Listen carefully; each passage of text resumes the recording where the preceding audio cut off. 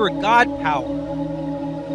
Get everything you ever wanted and live the life of your dreams. The Master's Course. Copyright 2010 by Richard Lee McKim Jr. All rights reserved. Let the quest for knowing begin.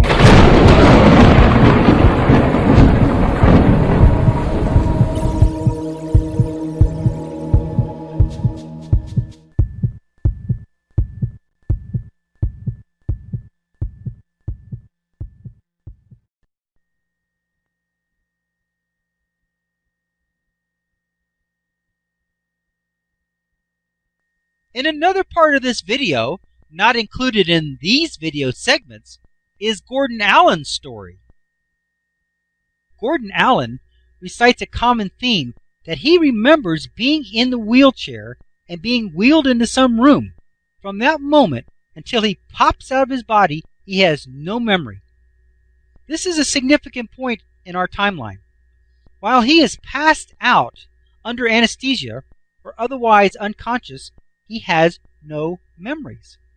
This is exactly appropriate in the same way as a person without eyes isn't supposed to be seeing anything.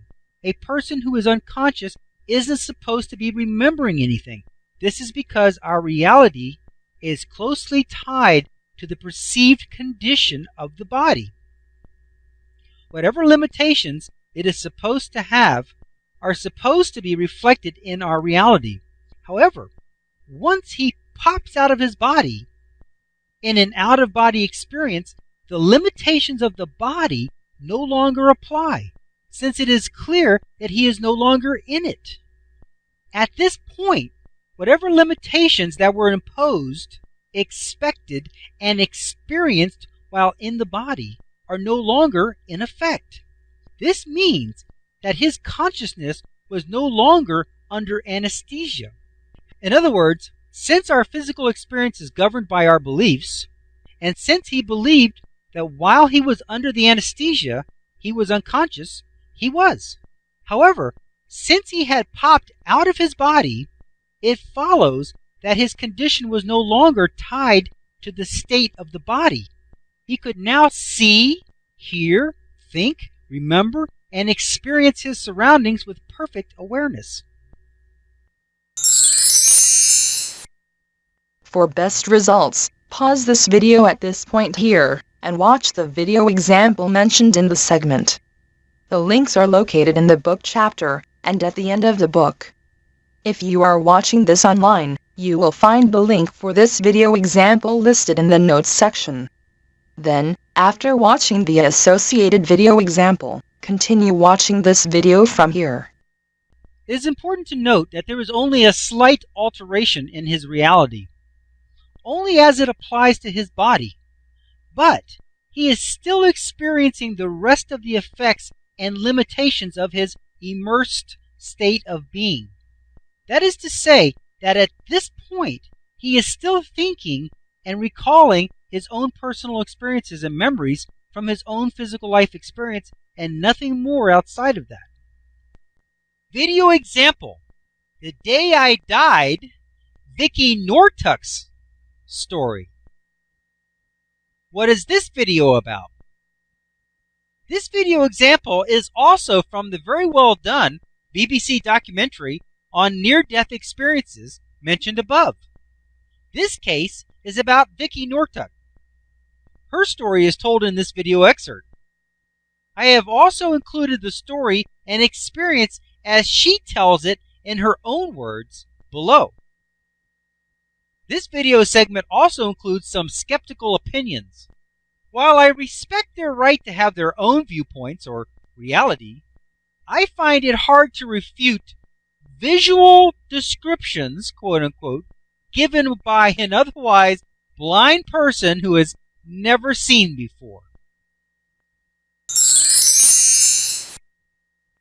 For best results, pause this video at this point here, and watch the video example mentioned in the segment.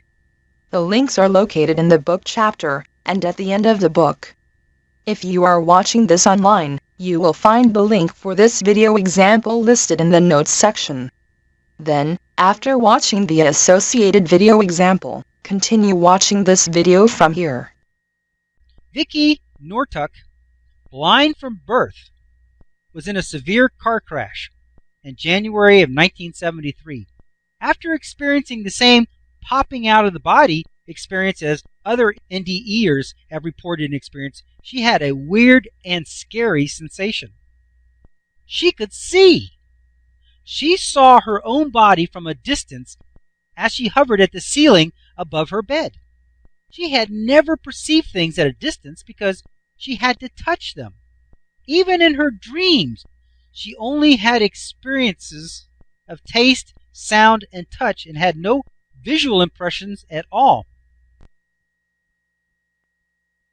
Once again, this example shows us that the true functioning and consciousness reside outside the body.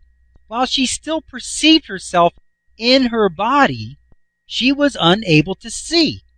This was perfectly appropriate because if your eyes don't work, you are not supposed to see. However, we know that we are only limited because we think we are. If there are people who can see with their fingertips and their earlobes, she could see despite the condition of her eyes. This is proved when she pops out of her body and begins to see. Now the body's condition relative to her eyes no longer pertains. She could now see because there was no longer a justifiable reason that she could not.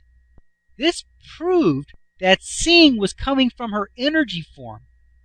And it proved that her eyes and brain were never the source of sight anyway.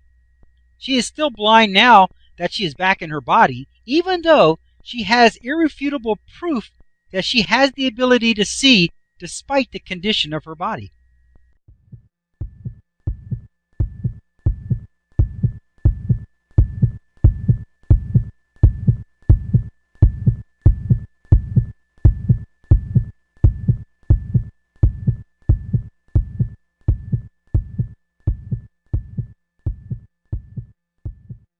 To continue, go to How to Use Your Power, Chapter number 10, Segment number 36. Let your quest for knowing continue.